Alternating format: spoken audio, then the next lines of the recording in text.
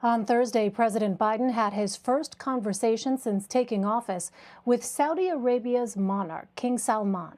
The call comes as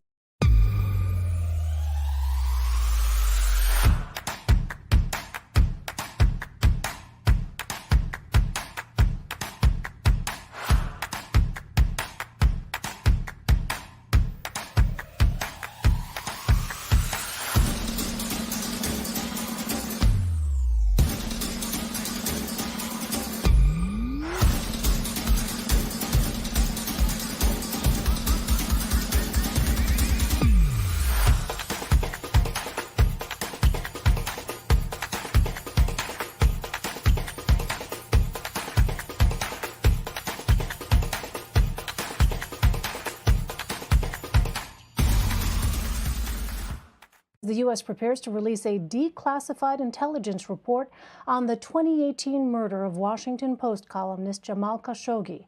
He had been a vocal critic of the Saudi kingdom.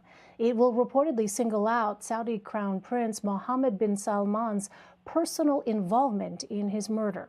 The CIA has previously concluded it was the Crown Prince who ordered the brutal killing and dismemberment of Khashoggi at the Saudi consulate in Istanbul.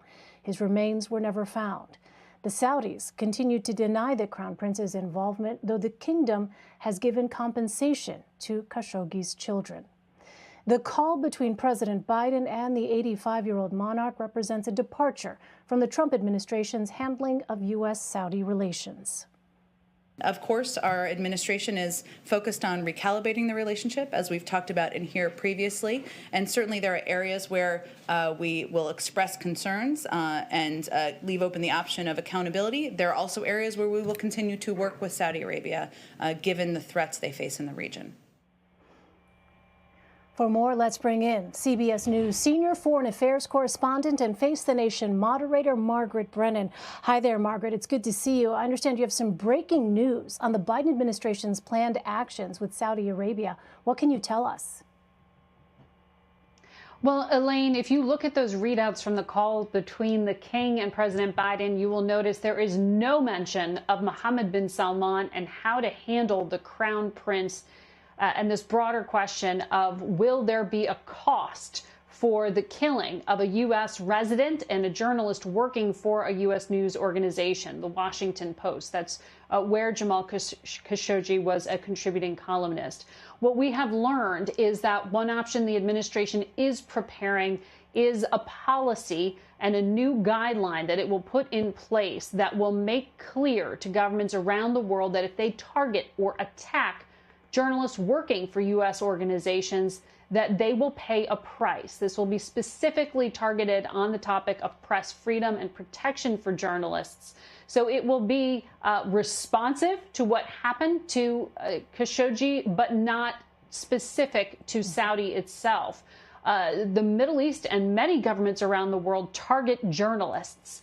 And this would be just a clear definition that the U.S. government takes that as an attack in some ways and will look at it differently than other human rights abuses. So we expect this to come from the State Department in the coming days. All of this is being held up by the release of the public version of that 2018 intelligence report that you talked about earlier that lays out in details the CIA assessment of why they concluded the Crown Prince had indeed approved the murder.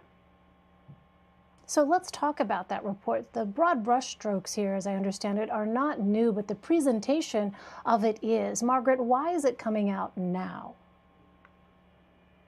There have been lawsuits. There are a few underway by a number of organizations, including one called Open Society, that has gone to court to fight for the public release of this report. Remember, in 2018 and in 2019, there was a lot of reporting in the press, but also an intelligence conclusion that was shared with members of Congress in a classified setting. So the details were not made public. The version we expect to be getting, it is imminent, will have some further detail here, but it will lay out just why the U.S. government came to this conclusion. And it is an assessment. that means this is the CIA's best work and their conclusion that the Crown Prince himself approved it.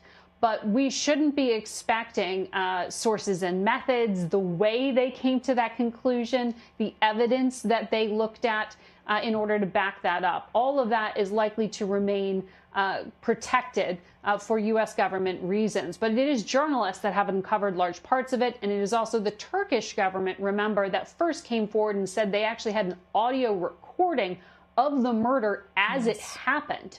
That audio recording is not expected to be made public, but it is also the source of a lawsuit. Open Society is one of the organizations suing for its release. The Turkish government shared it with a number of Western governments, including the United States, to show in the Arabic language conversations being had inside that Saudi consulate in Turkey as Jamal Khashoggi was being brutally murdered and dismembered.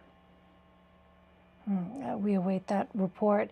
Margaret, I also want to ask you about change in the U.S.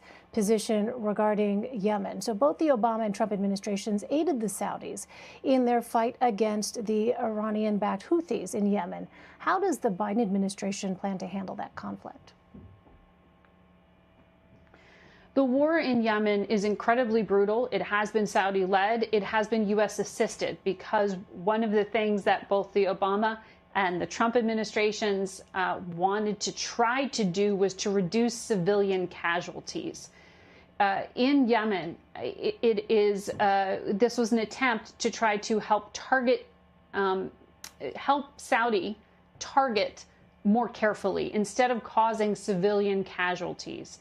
So there had been the sale of munitions to basically reduce civilian casualties. The Biden administration, one of its first acts was to put the sale of those munitions on hold. So these are hundreds of millions of dollars worth of weapons that are U.S. made that are currently frozen as the U.S. government undergoes a review. That is the first concrete step that the Biden administration has taken to try to intervene in the conflict. They've also appointed a State Department envoy to work full time on trying to de-escalate what's happening there. He is a very experienced, longtime diplomat named Timothy Lenderking, and he is already traveling back and forth to the region.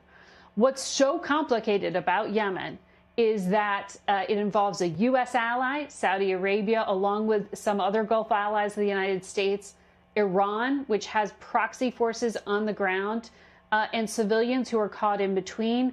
Add into the mix terror groups like al-Qaeda. So the U.S. is supportive of continued strikes against al-Qaeda, but is asking for a review of the kind of military actions the Saudi government is taking against other groups that could cause civilian casualties. So this is a big tangled web that the United States is caught in right now, and the Biden administration is looking at how they can review all these weapons sales. And by the way, the person overseeing that war in Yemen is Mohammed bin Salman, the Crown Prince. He is also the standing defense minister of Saudi Arabia. So it is impossible to not deal with the Crown Prince at this point. He is not just the heir apparent to an 85-year-old monarch, but he is the man running the military. The power, really, behind the throne, as some have said. Margaret, taking a step back, why is it so important for the United States to preserve some kind of relationship with the Kingdom of Saudi Arabia? I'm thinking about the fact that this is now 2021, and September we will be marking 20 years since the 9/11 attack. As you well know, more than a dozen of the 9/11 hijackers came from Saudi Arabia. Why is this relationship so critical? Well, the kingdom and the government of Saudi Arabia, which is it's a family-based system, it's a monarchy, is one of the closest relationships the U.S. government has in terms of Arab governments that are key strategic allies. There is a lot of intelligence sharing that happens, particularly important to the war on terror. It is a geostrategic ally in a very important sense for the United States. And so This is why it puts the Biden administration in this kind of tough diplomatic spot, because it was their director of national intelligence, Avril Haines, who at her confirmation hearing committed to abiding by this court-ordered deadline to make the report on Mohammed bin Salman's involvement with the killing of Khashoggi public. This just really complicates this relationship because it puts the family itself in the crosshairs. And the heir apparent to the throne now looks like persona non grata on the world stage because he himself is now implicated in this major human rights abuse. But let's be honest here. This is a really tough neighborhood, and it is a tough neighborhood for journalists. This is not the only government that targets and kills journalists. It is not the only government in the Middle East who does that. And so the Biden administration is trying to find ways to temper its language so that it can continue to have relations and diplomatic talks with governments like Saudi Arabia, like Iran, and others who carry out human rights abuses, are uncomfortable allies for the United States. Egypt, I'm also thinking of here, but remain strategically important to our presence in the region because of the terror threat and because of Iran. Margaret Brennan, really grateful to have your reporting and your analysis. Thank you so much. Thanks, Elaine.